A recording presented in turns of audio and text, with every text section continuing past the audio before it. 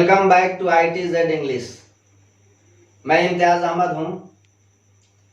आज मैं आप लोगों को प्रेजेंट इंडेफिनिट टेंस पढ़ाने जा रहा हूं। इसके पहले मैंने आपको टाइम और टेंस के अंतर्गत अपने टाइम और टेंस के पहले वीडियो में मैंने टाइम को डिफाइन किया था और फिर टेंस को समझाया था और दोनों के अंतर भी आपने देखा था। जहां पर मैंने बताया था कि टाइम जो बना नेचर की तरफ से आदि से अंत तक वाला, वो 3 बना था। एक टुडे और इसके बाद वाला टुमारो और पहले वाला यस्टरडे। बाद में हमने इसका नामकरण किया प्रेजेंट टाइम। टेंस नहीं, टेंस की बात मैं नहीं कर रहा हूं, मैं अभी टाइम पर बात कर रहा हूं। इसके बाद हमने बनाया present time, future time, past time. ठीक है, ध्यान से देखो। Past time, present time, future time. Tomorrow जो था वो फ्यूचर टाइम हुआ, टुडे जो था प्रेजेंट टाइम, यस्टरडे जो था पास्ट टाइम। ठीक है, इसके बाद मैंने बताया था कि the study of a form of a verb, the study of a form of verb is called tense. ठीक है, मैंने बताया था कि क्रिया के बदलते हुए विभिन्न रूपों के अध्ययन को टेंस कहते हैं। क्रिया के विभिन्न रूप, तो इसके लिए हम एक वर्ब का फॉर्म बनाते हैं। जैसे गो का फॉर्म होता है गो, वेंट, गॉन, गोइंग, गोज। इसको हम V1 कहते हैं, V2, V3, V4 और V5। ये हमारा वर्ब फॉर्म है। ठीक है, अब टाइम बना और टेंस बना। तो टेंस जब बना तो कैसे बना, आपको याद रखना है कि टाइम 3 बना, present time, past time, future time. तो टाइम को लीड करने का मामला जो है वर्ब के माध्यम से, मैं यहां आपको बिल्कुल क्लियर करूं कि ये V5 जो है और V1 ये हमारे प्रेजेंट को लीड करते हैं। यानी कि V1 और V5 किसको बताते हैं? वर्तमान को। और वर्तमान वह होता है जो अभी बीत रहा है। ठीक है, जो समय अभी बीत रहा है हमारे साथ, वह हमारा वर्तमान यानी कि प्रेजेंट टाइम होता है। V2 जो है पास्ट को दर्शाता है, पास्ट को लीड करता है। और अब से पहले जो भी समय बीता ना हमारे साथ, वह हमारा पास्ट था। और पास्ट लीड करता है V2। ठीक है, टाइम देखिए, टेंस को मैं नहीं दर्शा रहा हूं। 1 और 5 प्रेजेंट टाइम को लीड करेंगे। ठीक है, आगे चल करके टेंस की बात की जाएगी। V2 जो है ये पास्ट टाइम को लीड करता है। और शैल और विल ये मॉडल हैं, इनके साथ हम वर्ब को लाते हैं।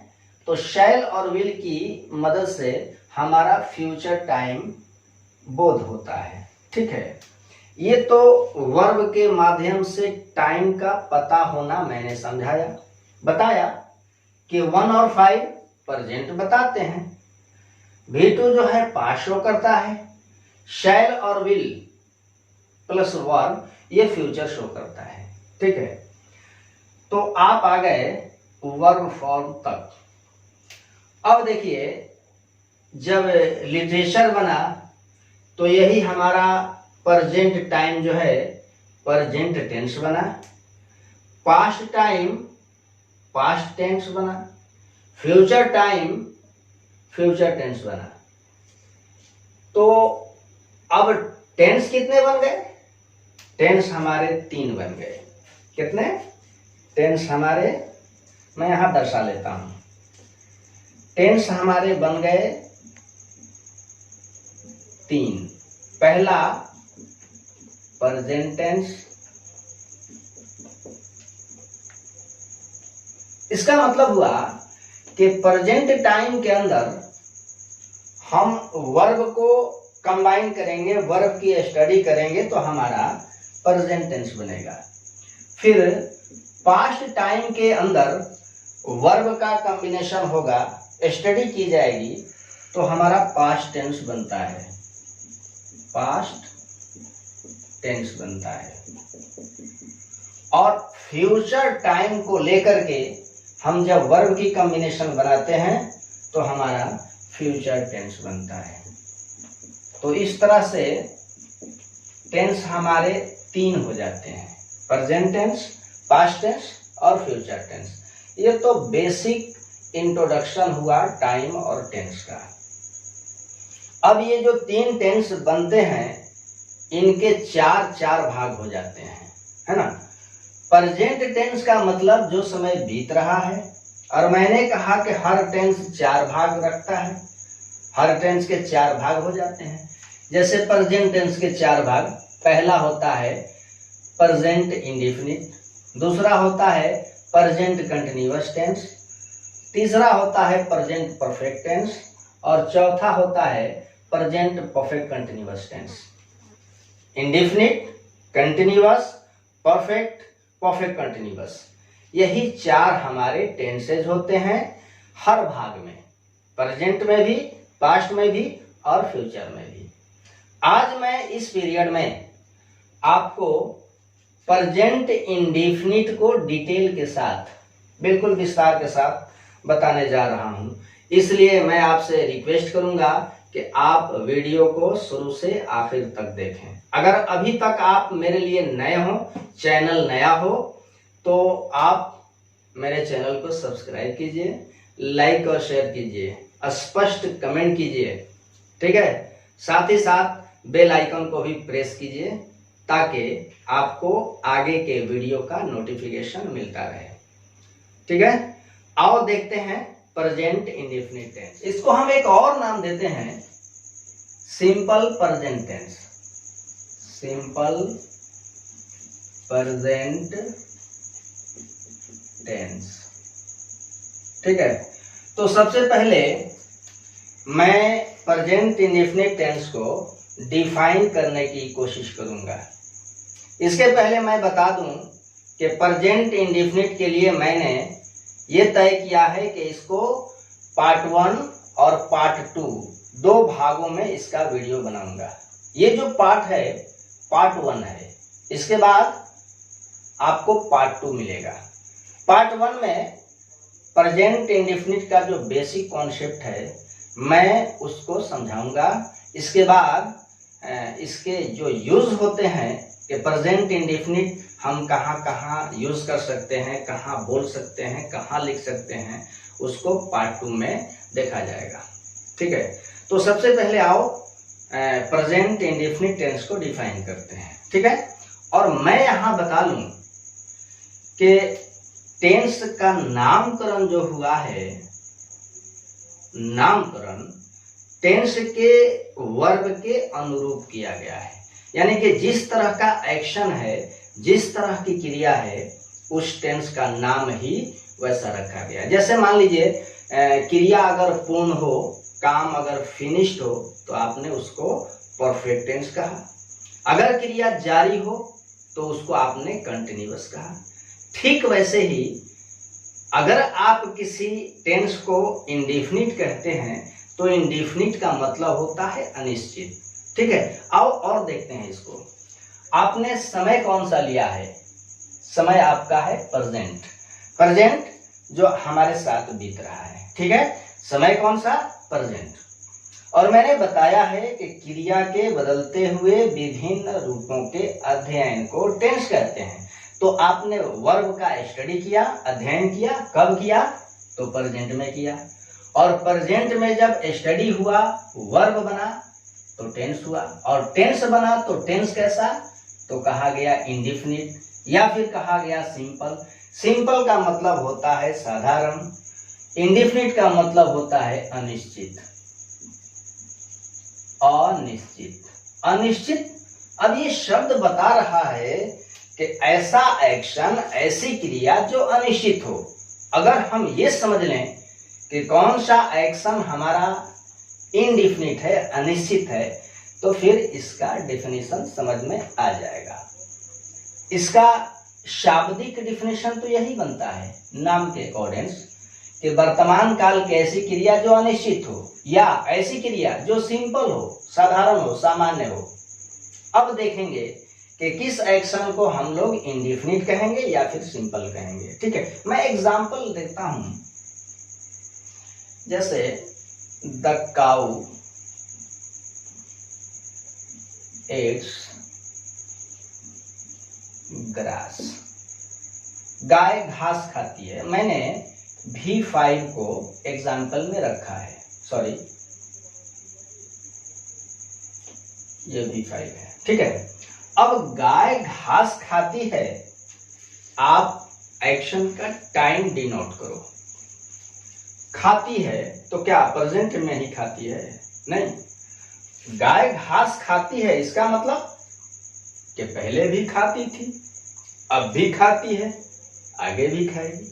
इसका मतलब कि V5 से आपको कौन कौन सा टाइम मिला? आपको टाइम मिला पास्ट,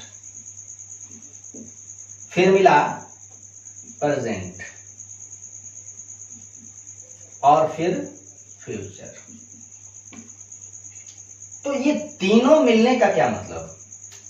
गाय घास खाती है मतलब पहले भी खाती थी, आज भी खाती है, कल भी खाएगी, है ना।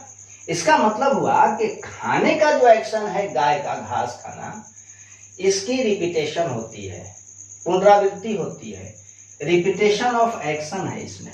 क्या है? Repetition of action.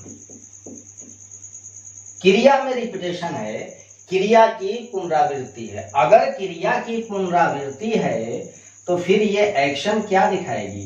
तो हॉबी दिखाएगी या फिर नेचर दिखाएगी।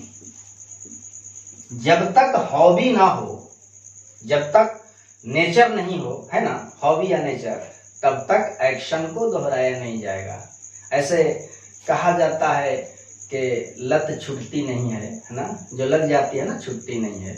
तो अगर कोई एक्शन हमारी फितरत है, आदत है, तो इसका मतलब है कि हम अपनी आदत को बार बार दोहराएंगे, यानी कि रिपीटेशन ऑफ एक्शन होगा। अगर रिपीटेशन ऑफ एक्शन होगा तो इसका मतलब कि हर पीरियड में होगा, पास्ट में भी, प्रेजेंट में भी और फ्यूचर में भी। इसीलिए ना गाय घास खाती है तो खाना की क्रिया इट्स, ये तीनों टाइम लीड कर रहा है। अगर मैं कह दूं कि आई प्ले टेनिस, मैं टेनिस खेलता हूं, तो आज अगर मैंने अपना स्टेटमेंट दिया कि मैं टेनिस खेलता हूं, तो इसका मतलब हुआ कि अब से पहले भी मैं टेनिस ही खेलता था, फुटबॉल नहीं खेलता था। आगे भी मैं टेनिस ही खेल पाऊंगा, क्रिकेट मुझे नहीं आएगी, है ना। इसका मतलब कि खेलना तीनों टाइम में हुआ, पास्ट में भी, प्रेजेंट में भी, फ्यूचर में भी। इसका मतलब कि एक्शन में रिपीटेशन है, पुनरावृत्ति है। ठीक है, अब आओ इसको डिफाइन कर देते हैं, प्रेजेंट इंडेफिनिट को। मतलब उस टाइप का एक्शन जो फितरतन, आदतन, नेचर के अकॉर्डिंग, हॉबी के अकॉर्डिंग अपने आप को, अपने एक्शन को दोहराती हो, उस तरह की क्रिया को हम लोग प्रेजेंट इंडेफिनिट टेंस में रखते हैं। इंडेफिनिट नाम क्यों रख लिया? इसलिए कि ये क्रिया जो है एक प्रॉपर टाइम को लीड नहीं करती है। पास्ट, प्रेजेंट, फ्यूचर तीनों को बता रही है। एक सिंगल कोई टाइम, जैसे कि प्रेजेंट हुआ या फिर पास्ट हुआ या फिर फ्यूचर हुआ, इसको डिनोट नहीं करती है, बल्कि तीनों को लीड करती है। इसका मतलब कि एक्शन जो है वो डिफिनिट टाइम नहीं दे पाती है। दूसरी, दूसरी बात आप ये भी रखो कि प्रेजेंट इंडेफिनिट में कोई एक्शन होता ही नहीं है। जैसे गाय घास खाती है, तो मैंने तो गाय का कैरेक्टर न बताया, उसकी हॉबी न बताई कि गाय क्या खाती है, तो घास खाती है, पत्ते नहीं खाती है, लकड़ी नहीं खाती है कि नहीं? जब भी खाएगी तो घास खाएगी। तो गाय का घास खाना उसकी फितरत है, हॉबी है। अगर हॉबी है तो रिपीटेशन होगा। और इंडेफिनिट नामकरण इस वजह से कि ये जो प्रेजेंट इंडेफिनिट है एक प्रॉपर टाइम को डिनोट नहीं करता है। दूसरी, एक्शन होता भी नहीं, क्रिया का संपादन नहीं होता, इसलिए हमारी क्रिया क्या होती है? वर्तमान काल की ऐसी क्रिया जो आदत के अनुसार बार बार दोहराई जाती हो, रिपीटेशन ऑफ एक्शन हो, लेकिन वर्ब जो है एक प्रॉपर टाइम को डिनोट नहीं करती हो या एक्शन का संपादन नहीं होता हो, उस टाइप के वर्ब को हम लोग प्रेजेंट इंडेफिनिट टेंस कहते हैं। अब रही बात कि कुछ लोग कहते हैं कि इंग्लिश अलग है, हिंदी अलग है। मैं भी कहता हूं, लेकिन क्योंकि हम जिस माहौल में हैं, है ना, जिस माहौल में हैं, हम बिना हिंदी का कहीं कुछ भी नहीं समझ सकते। स्पेशली अगर इंग्लिश में हमारे बच्चों को इंग्लिश मिले बिल्कुल कंप्लीटली, हिंदी नहीं, जैसे एक्सप्लेन हम इंग्लिश में करें तो शायद हमारे बच्चे कम ऑब्जर्व करेंगे। इसलिए कभी कभी हिंदी का सहारा लेना भी जरूरी है। अब इस टाइप के एक्शन को अगर हिंदी में दर्शाना हो, हिंदी क्रिया के अंदर, तो उसकी रचना होगी धातु प्लस ता है, ती है, ते। हमारी क्रिया बन जाती है धातु प्लस ता है, ती है, ते हैं। इस टाइप के एक्शन को दर्शाने के लिए हमारा सबसे बेहतरीन जो वर्ब फॉर्म होते हैं वह होते हैं V1 और V5। मतलब उस टाइप का एक्शन जो तीनों टाइम लीड करता हो, रिपीटेशन रखता हो या क्रिया का संपादन नहीं होता हो, वैसी क्रिया को दर्शाने के लिए सबसे बेहतरीन जो वर्ब्स हैं 1 है और 5 है। यहाँ पर 5 जो है ये सिंगुलर होता है और 1 जो होता है ये प्लूरल होता है। ठीक है। अब वर्ब के बाद क्या मिलता है? ऑब्जेक्ट। इसके पहले क्या मिलता है? सब्जेक्ट। तो ये तो आपका आइडेंटिफिकेशन होगा, आइडेंटिफिकेशन। ठीक है, ये रहा आपका स्ट्रक्चर। मैंने कहा कि प्रेजेंट कहाँ से लीड होता है? तो 1 से और 5 से। ठीक है। अब 1 और 5 टाइम भी लीड कर रहे हैं और क्रिया की रचना भी कर रहे हैं। एट ए टाइम दोनों काम एक ही साथ। ठीक है। अब इसके लिए एग्जाम्पल देख लो, जैसे ही रन्स ए शॉप। मैं बता लूं यहाँ पर एग्जाम्पल से पहले कि V1 जो होता है ये प्लूरल होता है, जैसे गो, ये आपका प्लूरल नंबर का वर्ब होता है। ठीक है। नाउन के अंत में एस या एस लेने से, है ना, सफिक्स के फॉर्म में वह प्लूरल बनता है, लेकिन वर्ब के अंत में हम अगर एस या एस ले लें तो ये हमारा सिंगुलर बनता है। सिंगुलर बनता है या इसे हम V5 कहते हैं। और सब्जेक्ट वर्ब एग्रीमेंट के अंतर्गत अगर हमारा सब्जेक्ट सिंगुलर हो तो वर्ब सिंगुलर होता है, अगर सब्जेक्ट प्लूरल हो तो वर्ब प्लूरल होता है। ठीक है। अब 4 सब्जेक्ट ऐसे हैं जो ऑलवेज सिंगुलर होता है, ही, शी, इट और कोई भी एक सिंगल नाम। ये जब भी रहेंगे तो सिंगल रहेंगे, सिंगुलर कहलाएंगे, इसलिए इनके साथ हम V5 का यूज करते हैं। बाकी जितने सारे सब्जेक्ट्स हैं सबके साथ V1।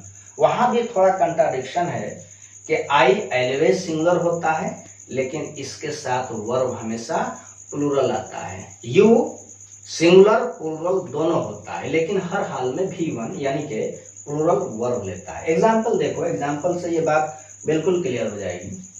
ही सिंगुलर है तो वर्ब सिंगुलर है। She sings a song, it rains वर्षा होती है, रमन ये एक नाम हुआ, या इसको हम द टीचर भी कर लेंगे, ठीक है। रमन टीचर्स अस। अब ये चार जो सब्जेक्ट हैं सब के सब सिंगुलर हैं, इसलिए वर्ब इनके साथ सिंगुलर V5 का यूज हुआ है। आई तो एलवेज सिंगुलर होगा, लेकिन अपने लिए ये V1 यानी कि प्लूरल वर्ब लेता है। आई प्ले फुटबॉल, ठीक है। फिर यू, अगर यू प्लूरल है तब तो सही है, ये भी प्लूरल, और वन लेता है तो वन भी प्लूरल। लेकिन अगर यू सिंगुलर है, तुम खेलते हो, केवल तुम लोग नहीं खेलते हो, नहीं तुम खेलते हो, तो मतलब हुआ कि यू प्ले टेनिस। अब यू सिंगुलर है लेकिन वर्ब क्या लिया है, वन लिया है, प्लूरल है, यहाँ भी प्लूरल वर्ब है, ये सब्जेक्ट आपका सिंगुलर है। ये आपका एक्सेप्शन हमेशा हमेशा चलता रहेगा।